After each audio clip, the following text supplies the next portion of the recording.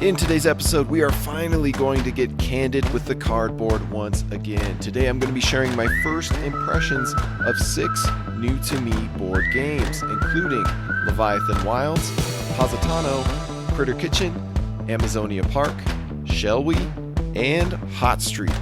My name is Nick Murray, and you are listening to the Bitewing Games Podcast.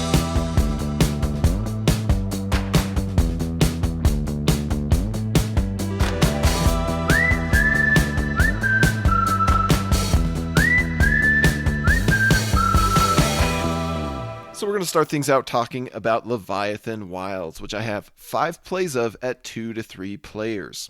Cooperative games can be pretty hit or miss for me. They take the dynamic experience of competing with another human for strategic supremacy and replace it with a cooperative challenge of solving a puzzle. Sometimes the puzzle is too simple or repetitive that it quickly grows old as you find yourself approaching it with the same strategy every time. Other times, the puzzle overcompensates for this problem by layering complex and exhausting systems on top. My sweet spot is somewhere in the middle, not too taxing to feel like work, but challenging and varied enough to keep me on my toes. My favorite cooperative games tend to be the ones with smooth gameplay, tough decisions, a sprinkling of surprises, and a heaping of variety. This would include games like The Crew, Micro Macro, Sky Team, and So Clover. Indeed, these are all lightweight in complexity. I can't remember the last time I fell in love with a medium-weight cooperative game, so it's a very pleasant surprise to find myself 5 plays into Leviathan Wilds and hungry for more of this big box and big boss goodness.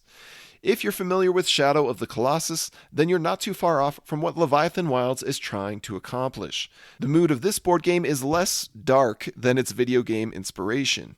Each session, your team of adventurers will encounter a gigantic creature and begin the process of climbing this mammoth and purging it of poisonous gems. Despite your good intentions, these Leviathans aren't having any of it, so they'll spend the entire game trying to smush you like the pesky ants you are. Each turn, the active player will reveal a threat card, this being a telegraphed attack from the Leviathan, and then you'll play a card for its action points, and then spend those action points to do things like climb, jump, glide, dodge, strike a gem, rest, recover, and more, all before the Leviathan's attack lands. You'll have a couple spare cards in hand that you can play at any time for their unique ability that always help you and frequently can help your teammates. I love how much flexibility this cooperative system provides. You can literally play a card at any time, whether it is your turn or not, when it is most suitable. The private hands prevent too much quarterbacking from any players that are inclined to such tendencies. You can also pick up helpful mushrooms on the Colossi and toss them to nearby players at any time for a powerful bonus ability. The use of space and gravity is also quite interesting in Leviathan Wilds. Just like in real life, it's much easier to go down than go up. Scaling the Goliath from bottom to top generally takes several turns, and it's even slower if you are doing other actions along the way. Conversely, you can choose to let go at any time and start falling straight down and won't stop unless you hit a ledge or play a card with an anchor ability. You can also use the glide action to fall with style, meaning you can move laterally as you drop in altitude to help you reach a desired location on the beast. These movement rules allow you to play strategically and often skip the low-hanging fruit on a turn where your hand is great for quick upward traversal and not so good for striking nearby gems.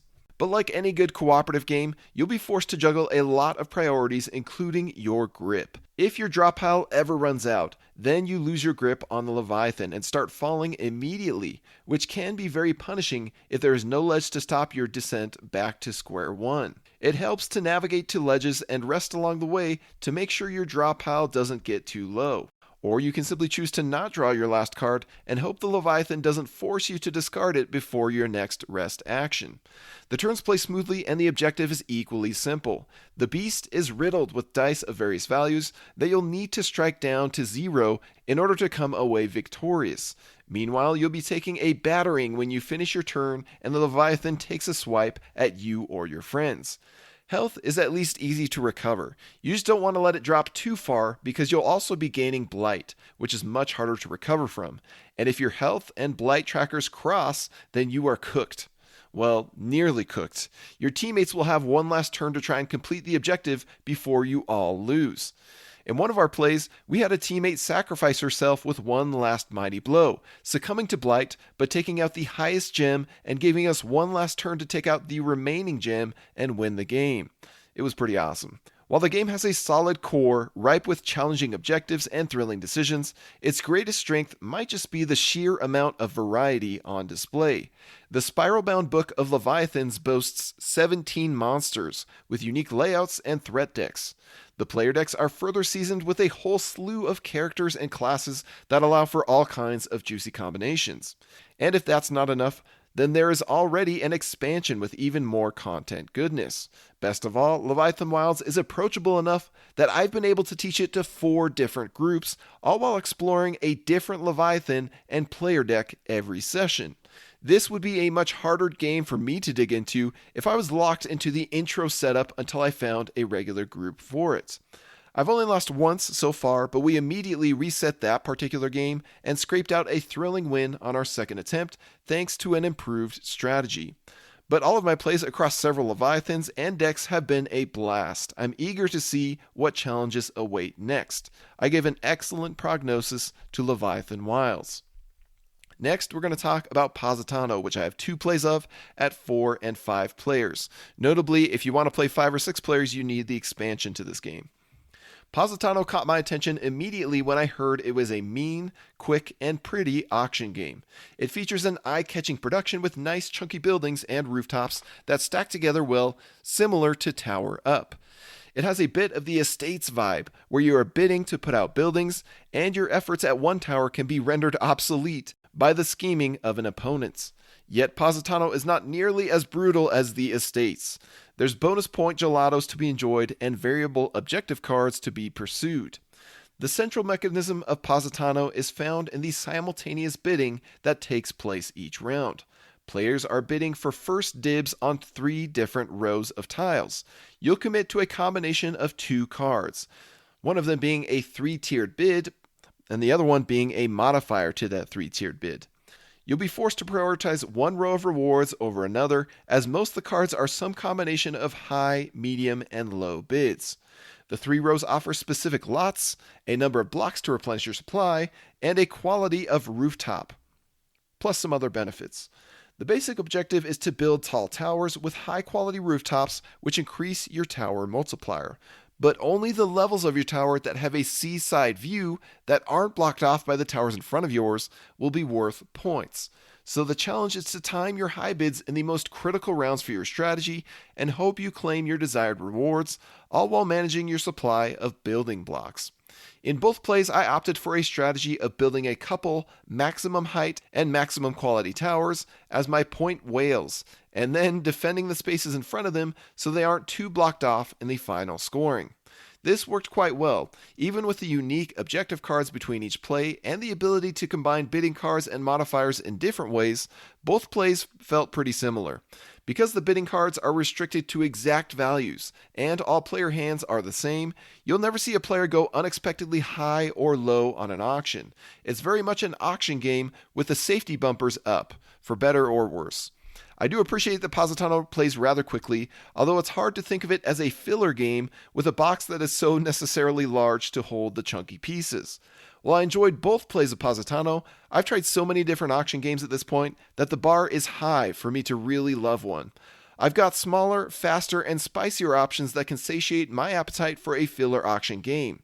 These are games like High Society, Raw, For Sale, Hot Lead, Conic, and Money, to name a few.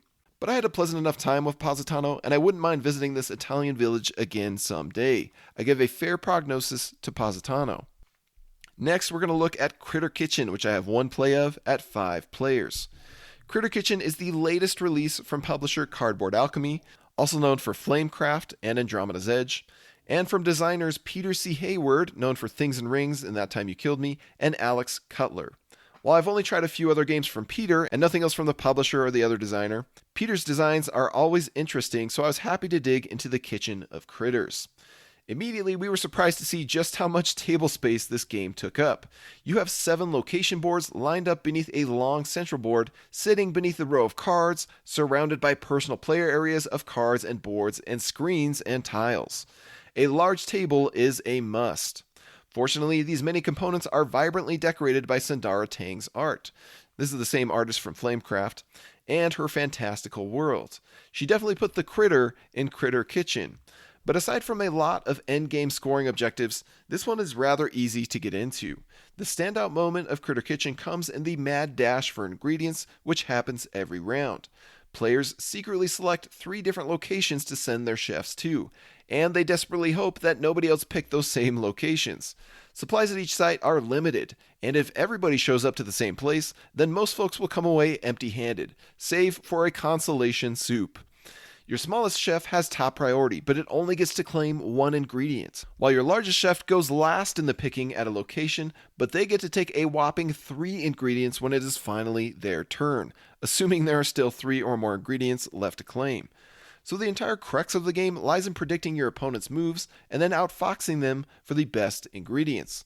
It's the kind of competitive interaction that I love to see in a literal recipe fulfillment game. As the rounds progress on, more key recipes will be revealed, and your objective is to collect the right ingredients and create the highest valued meals possible to earn those precious stars being points. This objective largely occupied everybody's attention throughout our first play, but it turns out that our group should have been prioritizing the endgame scoring much more because this proved to be the far more lucrative strategy. During the game, I accumulated a mere 8 points from preparing 4 modest meals from the 6 recipe cards. While the endgame scoring was more out of sight and out of mind for the group, I was banking on this being my big breakthrough. I made sure to look at all the hidden cards. This is information that you can select to learn instead of taking ingredients, and then I built my strategy around those objectives plus others. There are also points to be gained for preparing the best dish of each type, basically claiming and saving the best ingredient of each type for the end of the game, among a handful of other final awards. This all took my score from 8 points to nearly 40, while the rest of the group averaged a final score in the 20s. I highlight this example not to peacock my prowess in the kitchen, but to merely illustrate that the game perhaps doesn't do the best job focusing everyone's attention on the most important scoring opportunities. But this is by no means a critical flaw. Everybody, myself included, had a great time jockeying for ingredients despite the end results. Critter Kitchen provides plenty of highs and some frequently funny lows, so that's a win in my book. I give a good prognosis to Critter Kitchen. Next, we're going to move on to Amazonia Park, which I have 1 play of at 4 players, and a review copy of this game was provided to me by the publisher. Korea Board Games is an obviously foreign publisher that has really jumped onto my radar lately due to their sudden output of family-weight Knizia strategy games. In only the past year, they've cranked out a new version of Indigo, now called Butterfly Garden, which includes a spicy new mini-expansion and an English localization from Capstone Games. Plus, they've made 2 brand new Knizias, one of those being Amazonia Park. This 30-minute competition of wildlife photography is, you guessed it, a tile placement game on a shared board. Like many family-weight Knizia strategy games, this one is highly tactical and provides some clever scoring twists. On your turn, you'll either take a picture or publish an article. In board game language, that translates to place a tile to earn tokens or cash in your tokens to earn a scoring card. Players are racing to collect all 6 colors of cards first, and each color of card becomes more expensive to claim as opponents snatch them up. If you're the first to publish a blue article, it'll only cost you 5 blue tokens. The next person will have to pay 7, and then 9, and then a whopping 11. And depending on the board state, blue tokens might be extremely hard to come by. When placing a tile onto the square grid board, you'll look in all 4 directions for the first tile in line of sight, if there is one. Those visible tiles will each net you 1 to 3 tokens of their respective color. So the good spots are obvious, and the tile you put out might set up your left-hand neighbor for an even better turn. Thanks to the victory objective of collecting all 6 card colors, and the obvious state of everyone's progress, you'll try to block your opponents from getting their desired colors too easily. but you can only do so much when you are forced to place out the only tile in your hand and then draw another one for your next turn, much like Carcassonne. There is some nice tension between lunging for the tempting spots and cashing in your tokens before that card type becomes more expensive. Yet the most expensive cards grant you a welcome bonus like a free token of your choice or a permanent discount on all future cards. And if you can't catch a break getting the color you need, you can always spend 2 tokens of one color as if they were 1 token of any other color. Overall, it's solid stuff from the good doctor as expected. A game that flows nicely and doesn't overstay its welcome. But as a heavily tactical game with fairly obvious decisions, it's hard to shake the feeling that Amazonia Park has nothing else to show after only one play. Sure, repeat groups could get a little better at ganging up on the leader, but I'm not seeing much potential for strategic exploration or discovery here. This one is best suited as a light and casual filler, yet it lacks personality. I wouldn't be opposed to playing Amazonia Park again, but I'm much more opposed to keeping it on my shelf and hauling it to game night. In terms of the box size to gameplay experience ratio, Amazonia Park is one of the worst offenders I've seen in a very long time. Yes, it even puts Piatnik's trademark big boxes of air to shame.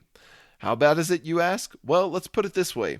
Amazonia Park is the second largest box in my entire Knizia collection of over 125 games. The only game that edges it out is Siege of Rundar, and that's because Rundar uses its box as a physical castle complete with walls, towers, and courtyards. Amazonia Park has no excuse for being so large, or at least not a good excuse.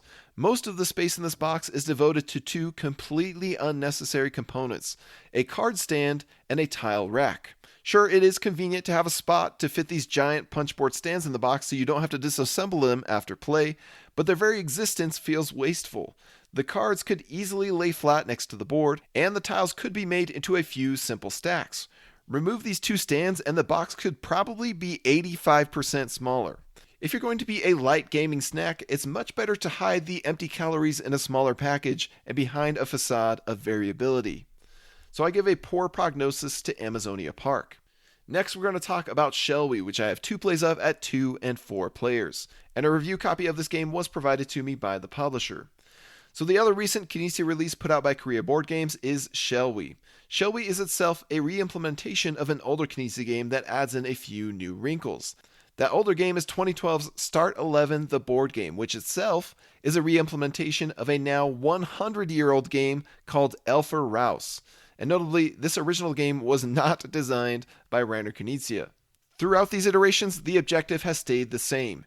Your hand consists of number pieces that can be a few possible colors, and you need to empty your hand first by playing out matching colored pieces adjacent to each other in numerical order. Shall We introduces a bit more flair to this concept by turning your pieces into shells with printed numbers on them. On your turn, you can either play up to 2 tiles onto their exact spaces on the board, or draw 2 tiles and add them to your rack.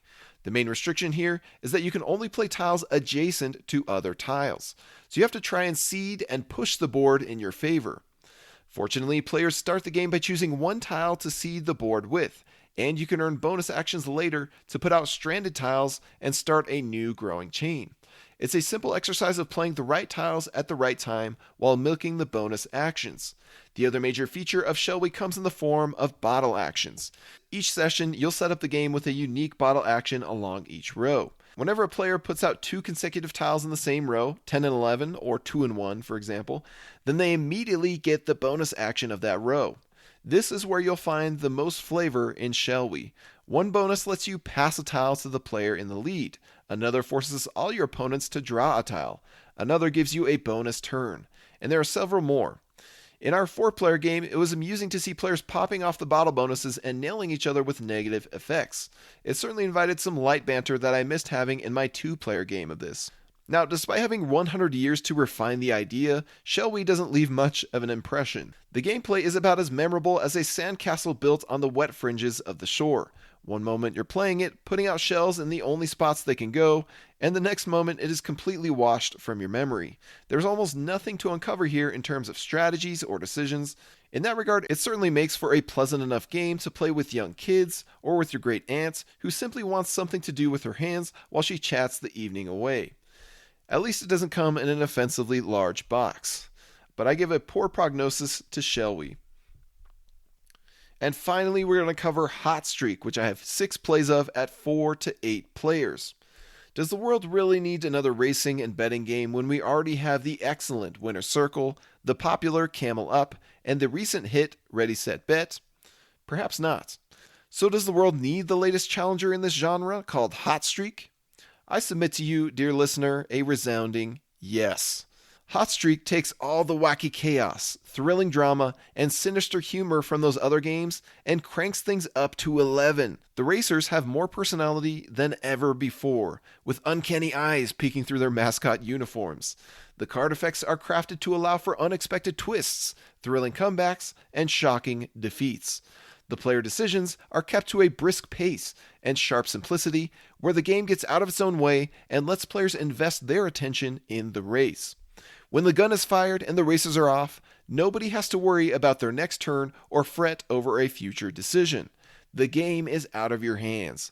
Lady Luck is at the wheel. Hurley the hot dog storms ahead of the pack. Gobbler the bear is hot on his heels. Mum the queen is already turned around and headed in the wrong direction. And Dangle the fish has fallen flat on his face. You went all in on Dangle, that blasted creature. I've seen things in this game that you wouldn't believe. One mascot takes a commanding lead only to turn around and trample a straggler as if it was a personal vendetta. Another character makes an unlikely comeback, barreling to the front of the pack, only to tumble right in front of the finish line. A known loser changes their stars and wins against all odds in the final race. This is a game of laughs, groans, and cheers. Hot Streak doesn't care so much about putting the smartest player at the table on a victory point pedestal. It's more about the shared experience of being degenerate gamblers in a contest of chaos. Sure, you'll get the chance to place your bets and seed the deck before each race, but whether you win it big or gamble away your life savings, it'll be a heck of a good time. With enough people, particularly 5 to 8 players in my opinion, this might just be one of the best experiences that party games can provide. I give an excellent prognosis to Hot Streak. And that's going to do it for this round of Candid Cardboard. If you'd like to support Bitewing Games, then be sure to check out our new releases. Our Cosmic Silos trilogy, Silos, Ego, and Orbit, is now available and shipping worldwide. These 3 Kinesia sci-fi games span very different experiences, from dramatic area control to epic pusher-luck auctions to wacky racing. You can find a link to check out and order these games on our web store in the description of this podcast episode. Thanks for helping us make and share great games, and thanks for tuning in. My name is Nick Murray, and you've been listening to the Bitewing Games podcast.